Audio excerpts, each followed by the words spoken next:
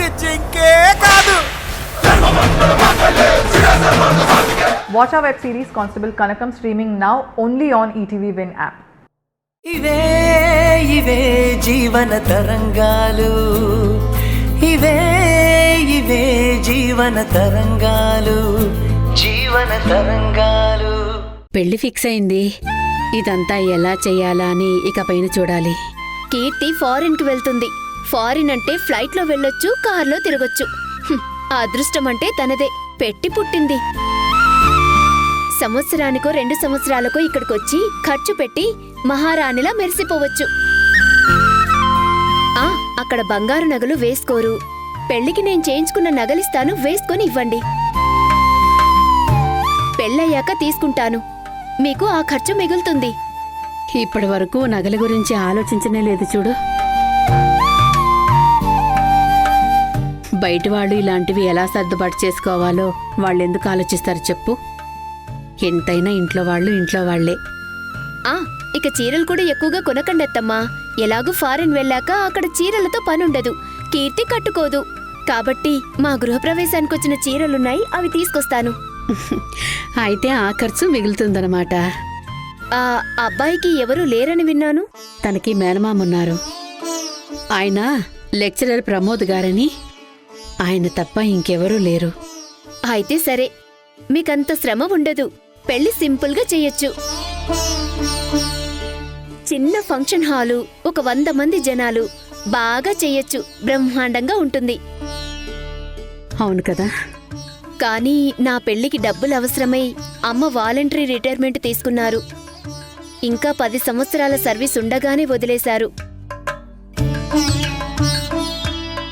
మీకా బాధ లేదులేండి, మీరు జాబ్కి వెళ్ళొచ్చు. అవును, అందుకు కీర్తి ఒక్కతే కాదు, మేం కూడా అదృష్టవంతులమే. ఇప్పుడు చూడు, నేను జాబ్ మానేయాల్సిన అవసరం లేదు. పెళ్లికి ఎక్కువ ఖర్చు పెట్టకుండానే సింపుల్గా చేసేయచ్చు. అన్నగా పిలిపించుకునే మహేష్ కూడా తన డబ్బులు ఖర్చు పెట్టాల్సిన అవసరం లేదు. ఇక కీర్తి ఫారెన్లో సెటిల్ అయితే ఈ ఇల్లు అవసరమే ఉండదు. ఇల్లు కూడా పూర్తిగా మహేష్ సొంతం అవుతుంది. నా కొడుకు మరీ ఆరాటపడి సంపాదించాల్సిన అవసరమే లేదు. అందుకు కావలసిన తెలివితేటలు కూడా వాడికి లేవు. ఎలాగో వాణ్ణి చూసుకోవడానికి తెలివైన కోడలివి దొరికావు. అది చాలు, ఇంకేం కావాలి? థ్యాంక్స్ అత్తమ్మా. మా అమ్మ అంటుంది పుట్టబోయే బిడ్డ చాలా అదృష్టవంతుడని. వాడు కడుపులో పడ్డాడో లేదో మేమిల్లు కట్టించాం. కీర్తికి పెళ్లి కుదిరింది. మీరు రమ్మని కబురు పంపారు. అంతకంటే ఇంకేం కావాలి? ఇప్పుడు ఇలాగే అంటావు. రేపు బిడ్డ పుట్టాక ఈ నానమ్మ దగ్గరికి పంపిస్తావో లేదో.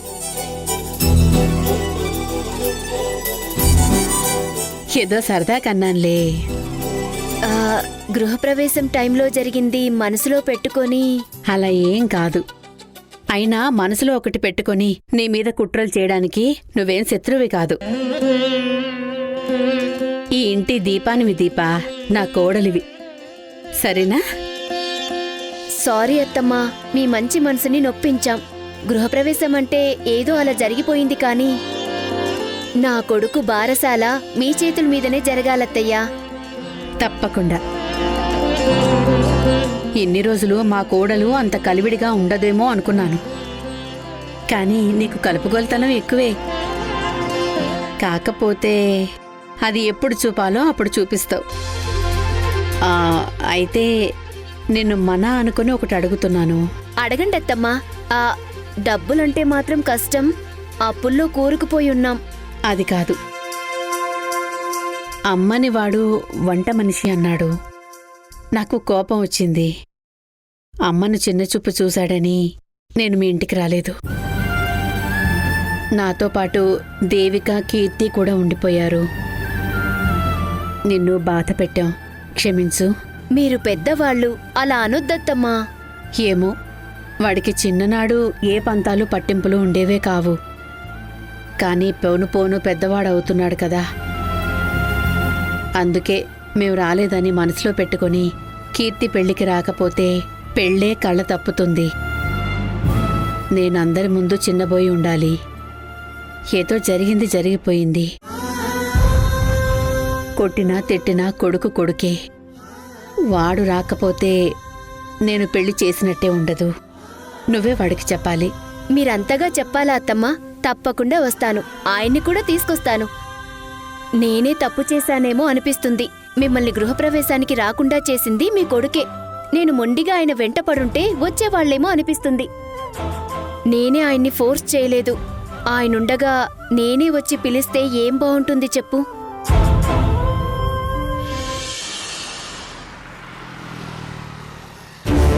లెక్చరర్ ప్రమోద్ ఇంటికి మా తమ్ముడికి ట్యూషన్ సీట్ కోసమని వెళ్ళొచ్చాను. ఇల్లంతా తిరిగి చూశాను. ఇల్లు మరీ పెద్దది కాదు, చిన్నది కాదు, మీడియం హౌస్. కింద ఒక వరండా, హాల్, కిచెన్, పైన 3 రూములున్నాయి. మేడం, ఆ లెక్చరర్కి ఇప్పుడు పిల్లలు లేరు. ఇంట్లో ఉండేది ఇద్దరే, లెక్చరర్, ఆయన భార్య. ఆ ఇంటిని సర్చ్ చేయడానికి ఎక్కువ టైం పట్టదు. 6-7 మెంబర్స్తో టీంతో వెళ్తే సరిపోతుంది. మరి బ్యాంక్ అకౌంట్స్ లాకర్ సంగతి? ఆ లెక్చరర్ గారి భార్య పూస గుచ్చినట్టు చెప్పింది. బ్యాంక్ అకౌంట్స్, లోకర్స్ వివరాలు అన్నీ లొడలొడ వాగేసింది. ఆడవాళ్ళ వీక్ పాయింట్ డబ్బు, నగలు అనుకుంటారు కదా, కానీ అది కాదు, పొగడ్తలు. పాపం, రేపు నేను రైడ్కి వెళ్తే ఆమె నన్ను చూసి స్టన్ అయిపోతారు. ఆ షాక్ నుంచి ఎలా బయటకు వస్తుందో ఏమో అనిపిస్తుంది. మార్నింగ్ నుంచి ఈవినింగ్ వరకు ఒక్కతే ఇంట్లో ఉంటుంది. లెక్చరర్ గారికి క్లాసులు చెప్పడంతో రోజు గడిచిపోతుంది. ఆమెతో మాట్లాడడానికి ఎవ్వరూ లేరు పాపం. అందుకే మాట్లాడడం మొదలు పెడితే ఆపడం కష్టం. అన్నీ చెప్పేసింది. పోన్లేండి, మన పని ఈజీ అయిపోయింది. స్థిరాస్తి అంటే ఆ ఇల్లు ఒక్కటే అనిపిస్తోంది. అది లెక్కలో ఉంటుంది. ఇక క్యాష్ డిపాజిట్ చేసింది ఆ ఫినాన్స్ కార్పొరేషన్లో ఉండొచ్చు. దానికి లెక్కలుండవు. ఆ డాక్యుమెంట్స్ దొరికితే చాలు, మనకు చిక్కినట్టే. లెక్చరర్గా ఉన్నారంటే సొసైటీలో అందరికీ ఐడియల్ పర్సన్గా ఉండాలి. అలాంటప్పుడు కొంచెం జాగ్రత్తగా ఉండాలి. ముందు చూపు కూడా కలిగి ఉండాలి. అంత సంపాదిస్తున్నప్పుడు ట్యాక్స్ పే చేస్తే అసలు ఈ పరిస్థితి వచ్చేదే కాదు. మనం సెర్చ్ చేస్తే దొరికిపోతాడు. దొరికితే గిల్టీగా ఫీల్ అవుతాడు మేడం. డబ్బు ఒక జబ్బు, ట్యాక్స్ కట్టకపోవటం అనేది ఒక రోగం. కాలేజీలో లెక్చరర్స్గా వీళ్ళు టీచ్ చేస్తే దాని మేనేజ్మెంట్లు క్యాష్ చేసుకుంటాయి. అది చూసి మన టాలెంట్కి తగ్గ డబ్బు రావటం లేదని ఇలాంటి లెక్చరర్లు ట్యూషన్లు స్టార్ట్ చేస్తారు. ఇప్పుడు చూడండి ఏమైందో. డబ్బైతే బాగా సంపాదించారు, కనీసం అనుభవించారా అంటే అది లేదు. దాచి దాచి దొంగల పాలు చేసినట్లు ఇప్పుడు ట్యాక్స్ కట్టని డబ్బంతా గవర్నమెంట్ పాలవుతుంది. తగిన మూల్యం చెల్లించుకోక తప్పదు కదా మేడం. తప్పదు. కానీ ఇదే టైంలో కీర్తి పెళ్లి ప్రమోద్ గారి మేనల్లుడితో జరగటం, ఆ టైంలో ఈ కేసు డీల్ చేయాల్సి రావటం, ఈ 2 విషయాలైతే వేరువేరు. కానీ ఆ లెక్చరర్ రెండింటినీ ఒకేలా చూస్తే నేనేం చేయలేను. ఎమోషనల్గా ఉంటే డ్యూటీ చేయలేం, ప్రొఫెషనల్గా ప్రొసీజర్ ప్రకారం ప్రొసీడ్ అవ్వటమే. కానీ ఆ లెక్చరర్ రెండింటినీ ఒకేలా చూస్తే నేనేం చేయలేను. ఎమోషనల్గా ఉంటే డ్యూటీ చేయలేం, ప్రొఫెషనల్గా ప్రొసీజర్ ప్రకారం ప్రొసీడ్ అవ్వటమే. ఎనీవే, వారెంట్ వచ్చింది. మార్నింగ్ 7కి ఇక్కడ నుంచి స్టార్ట్ అయితే 8 o'clock వరకు లెక్చరర్ ఇంటిని సర్చ్ చేయటం స్టార్ట్ చేయొచ్చు. Okay madam.